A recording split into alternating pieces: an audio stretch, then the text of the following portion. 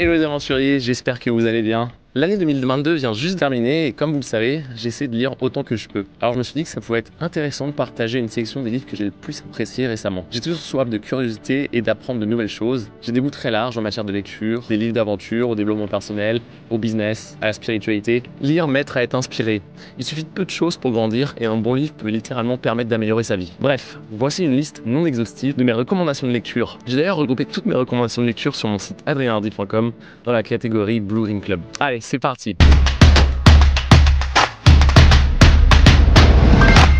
The Happiest Man of Earth par Eddie Jaku. Je viens de terminer ce livre il y a 3 semaines et il s'agit des mémoires d'un survivant de l'Holocauste qui raconte l'histoire de sa vie et comment il a réussi à trouver le bonheur et la paix intérieure malgré les atrocités qu'il a vécues. Jaku partage sa sagesse et sa philosophie sur la façon de trouver un sens à la vie, de surmonter l'adversité et de vivre une vie épanouie. Il insiste également sur l'importance de la compassion et de la gentillesse comme clé du bonheur. Une citation que j'aime beaucoup, c'est « Si vous êtes en bonne santé et heureux, vous êtes un millionnaire ». Sénèque de la brièveté de la vie.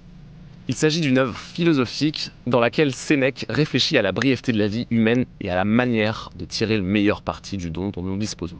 Il soutient que puisque la vie est courte et incertaine, nous ne devrions pas perdre du temps sur des choses sans importance, mais plutôt nous concentrer sur ce qui nous est vraiment important. Il encourage le lecteur à vivre dans le présent, à être conscient de la nature fugace du temps et à mener une vie simple et vertueuse en donnant la priorité à la sagesse et à la paix intérieure sur la richesse matérielle et la célébrité. Une citation qui m'a beaucoup inspiré, c'est « N'avez-vous pas honte de ne vous réserver que les restes de votre vie et de destiner à la culture de votre esprit le seul temps qui n'est plus bon à rien ?» Cela m'a conforté dans mon choix d'être parti explorer le monde avant mes 30 ans plutôt que d'attendre la retraite à 65 ans ou plus pour réaliser mes rêves.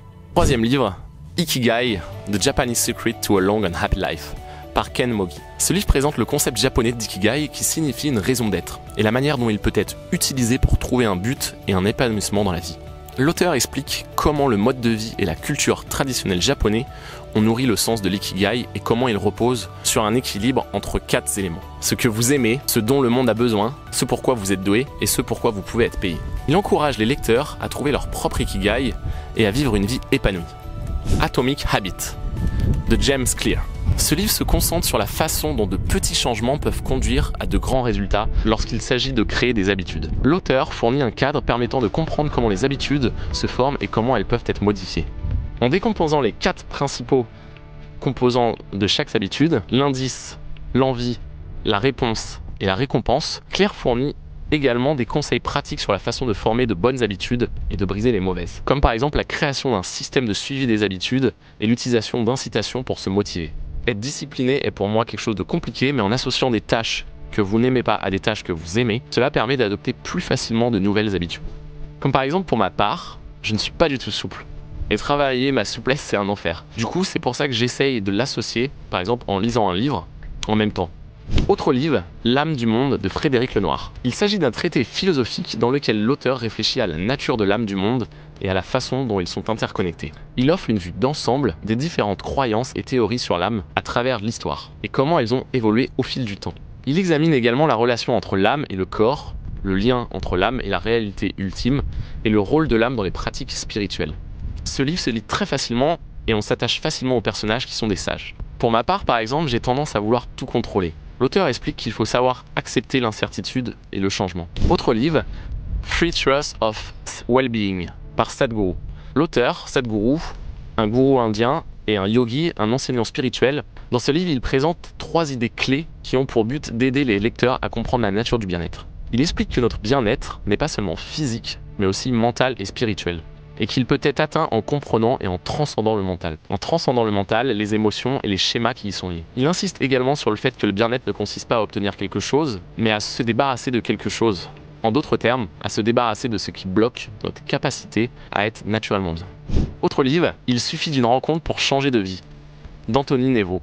Merci d'ailleurs à Gwenaël qui m'a proposé d'échanger ses livres contre mon livre. C'est le genre de livre que j'adore particulièrement, un peu comme L'homme qui voulait être heureux de Laurent Gounel. Eric, jeune papa mari heureux et salarié consciencieux, mène une existence tranquille malgré une pointe de lassitude professionnelle. Un matin, tout bouscule. Désorienté, il fait alors la rencontre de Roger, un mystérieux personnage qui dit le connaître.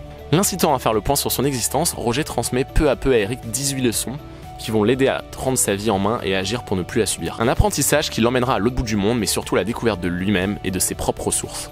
Ça m'a vraiment rappelé d'ailleurs mon aventure et pourquoi je suis parti à l'autre bout du monde.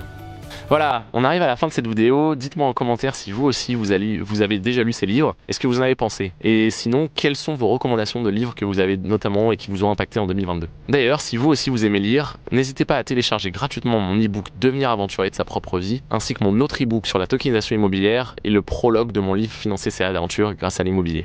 Et bien sûr, si vous avez aimé cette vidéo, n'hésitez pas à vous abonner à ma chaîne et activer la cloche de notification pour être informé de la prochaine vidéo à venir. Je vous dis à très bientôt. Et surtout, n'oubliez pas, la vie est une aventure.